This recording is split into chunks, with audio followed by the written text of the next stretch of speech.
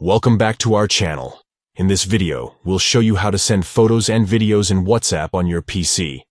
It's a convenient way to share your precious moments with friends and family. Let's get started. Step 1. Open WhatsApp on your PC. Step 2. Go to the chat where you want to send the photo or video. Step 3. Look for the attachment icon, usually represented by a paperclip or a plus sign. Click on it. Step 4. From the menu that appears, select Photos and Videos. Step 5. Now, it's time to browse for the desired photo or video. You can navigate through your computer's folders until you find the file you want to send. Step 6. Once you've found the file, click on Open to select it.